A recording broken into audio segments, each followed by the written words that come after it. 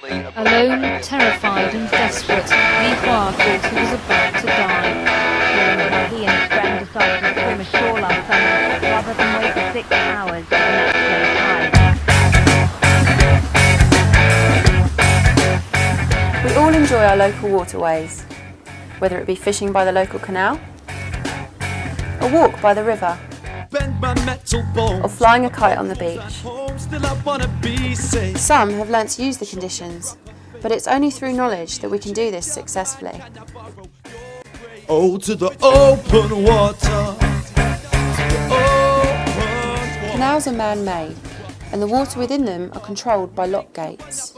The main dangers that arise in canals are deep cold water, steep slippery banks, and stagnant water which can harbour rats and disease. I think the biggest danger with canals and looking at canals is the fact that they're obviously meant for one thing, and that's obviously travelling up and down in riverboats. They're not meant for swimming in or diving in. So if you do find yourself kind of in and out of a canal, you've got to be very aware of the what's underneath there. There could be people who have chucked shopping trolleys in and all sorts of equipment that's not particularly desirable to stand on. Plus the fact you'll find that the actual banks aren't always as easy to climb out of as well. So you've got to make sure you know there's an exit point. Oh, to the open water.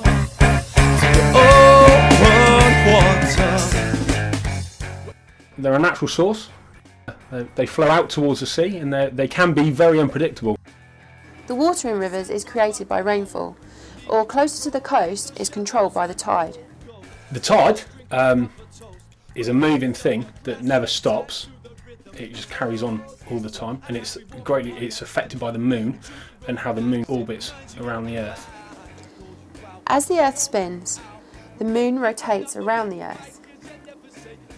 The gravitational pull from the moon creates a bulge of water on either side. This is known as tide. Oh, to the open water.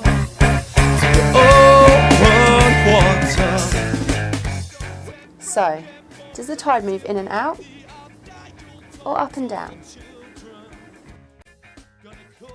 For the general bather that's going out on the water, I think the biggest consideration is that tide obviously moves in two directions. One's in and out, which is fairly apparent because you see it coming up and down the beach. The other one is that it goes from left to right or right to left. The tidal movement of left to right is demonstrated here as the football is caught in a current flowing out to sea. It's hard to believe that in around 6 hours, these tide markers will be almost submerged. When the tide, if we talk about it coming in, it will come in what we call the rule of twelfths. It's split up into a 6-hourly cycle. The first hour, it will come in 1/12. The second hour, it will be 2/12. The third hour, it will be 3/12. The fourth hour, it will be 3/12. The fifth hour, it will be 2/12. And the sixth hour will be 1/12 of the height it's going to come in. So in the middle period of that 6-hourly flow, the tide's going to be at its very strongest, and at the start and the finish, the tide is going to be at its very weakest. As we leave the river mouth of Plymouth Harbour, we appear to be making progress. But looking at the headland, the tide is so strong, we're not moving forward at all. So if the river gets thinner at any point, you'll find that the actual acceleration through that gap is a lot faster than 200 yards up the river where it opens up into a big bowl. As the water flows out of the River Medina at Cowes, Isle of Wight, large amounts of water are squeezed through a very small gap at the chain ferry. This causes the water to accelerate into a dangerous current. As the chain ferry crosses the river, you can see the strong flow of water pounding against the side, pushing it towards the sea. Oh, to the open water. Open water. If there are no flags on the beach and no dangers actually written out, be very wary of going in the water to start with, and it's really worthwhile just double checking and making sure you know what the tides are doing and where to get that information from before you even venture out into the water from those circumstances. Anywhere there are dangers, there'll be signs. Always be aware of what they tell you in order to stay safe. If you're going up and down canals, they'll tend to have life rings sat on the side of them, and also instructions how to use them and the dangers that are involved with being next door to a canal. On the beach, however, there are flag systems on most surf beaches, and if you don't understand the flag system, you need to make sure that you check with the lifeguards that are on duty for that day. The lifeguards are actually the guys that put the flags out, and they'll be able to tell you where's safe to swim, where's not safe to swim. When the instructors go out on the water, or when I send a group out on the water to start with, we're looking at a few major factors to start with. One is the weather and tide and what that's actually going to do. The weather can change within minutes. Always obtain a forecast so that you are prepared. There are loads of places to get this information. TV, internet, radio, newspapers, or even ask the locals. If the tide's too strong and wind's too strong for a particular location, you change your location or don't go on the water, and that's kind of the crux of it. If it's not ready for the group you've got there, you don't do it. Oh, to the open water, the open water.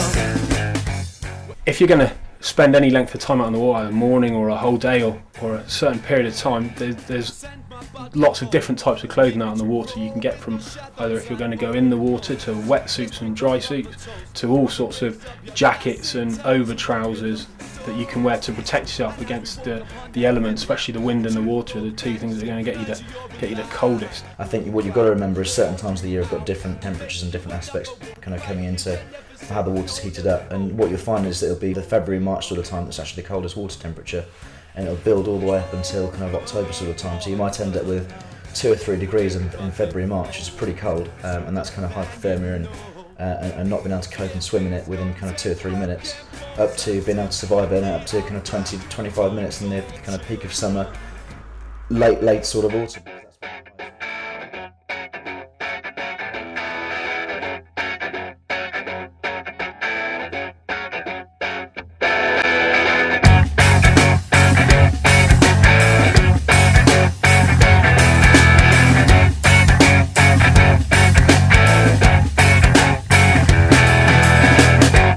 Metal bones, I broke rules at home, still I wanna be safe.